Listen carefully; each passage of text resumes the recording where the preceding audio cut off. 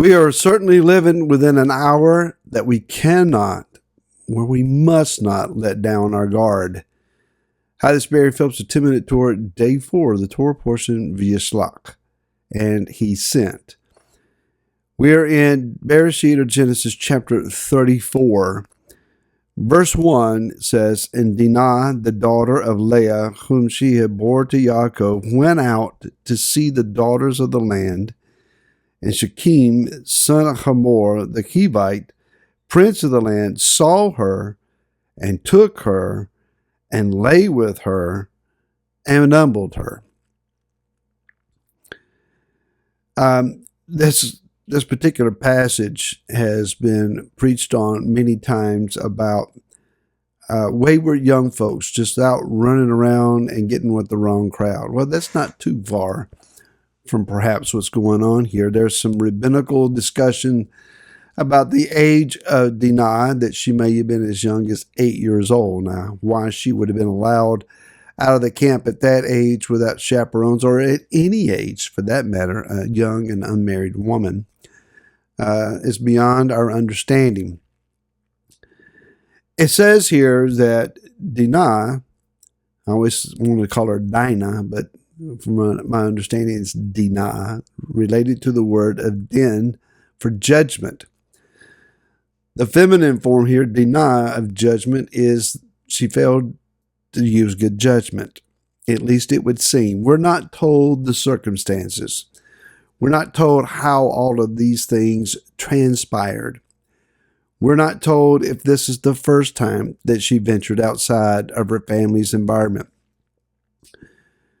But it says here that she went out. The word yasa, it means that she left one location to go to another location. It's like water coming out of the rock. Something is located one place and then it goes to another. So she intentionally left the family camp to go to see the daughters of the land. To see, the word see there is ra'ah, and it means to inspect, to have a vision of, to gaze upon, to perceive or try to understand. And so I can understand perhaps a young girl, let's just call her that, we don't know her age, a young girl. She has lived perhaps a sheltered life, and she has been within the family confines consistently. She knows what it's like to live in a tent, to be around flocks and herds and smelly animals, put it that way. And she has been guarded by 12 brothers. She has then a restricted lifestyle.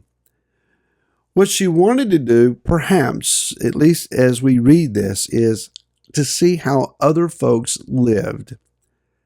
However it happened, and whoever may have been with her, she ventured out to go into Shechem, to go into the city, and it says to see the daughters of the land. She wanted to see how other ones her age, her like age, were living.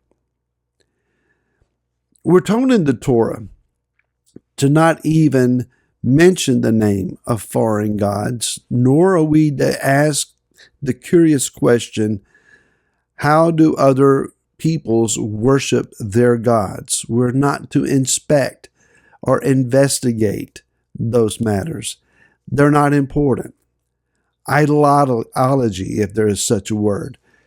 The idea of pagan worship styles. Of what interest is that to us? So if they offer a certain offering, or they call a stone idol by a certain name, their mythologies, their stories, they have no bearing for us. They should not be of interest to us. They have nothing to do with us. We are a set-apart people. We have been called out of all of that. And so Yah warns us in the Torah, Don't go calling the names of their gods, and don't investigate how they do whatever it is that they do. The temptation, he understands and knows for us, is that we would seek to employ like styles or approaches and come into him. Yah has already set out his protocols. He's already revealed to us how it is that he wants to be worshiped. So I don't need to know what excites a different crowd. Dinah, or Dinah, it's hard not to say Dinah.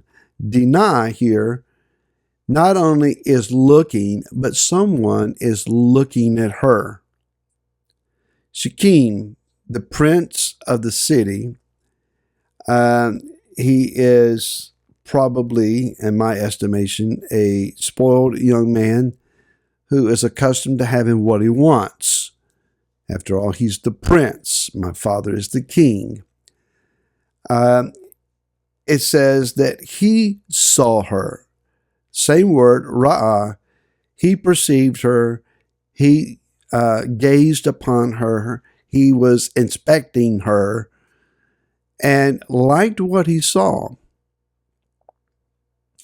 Now, we're not told exactly how this process took place. Did he woo her? Did he seduce her? Did he just send men to take her? But it says that he took her, and then he sexually laid with her, and then he humbled her. Now, I won't go into what the rabbinical take of humbling her is, but the end result is she is now a defiled young woman. She has been put upon. I don't believe this was her intention. She's been taken. Very much reminds us of what is currently, at the time of this recording, taking place in the land of Israel, where innocent Israeli citizens have been taken, and they have been put upon, and they have been violated, and they have been defiled. Some accounts are now showing that they are being tortured. The wrath of Yah that rises up in the family, whether they are justified in all their methodologies or not, the outrage that takes place is justified. The outrage in the earth at what has been done in Israel is justified. Matter of fact, there should be a much greater outrage that we're not seeing. Shechem saw her. Yeshua warned us in the book of Matthew, chapter 24.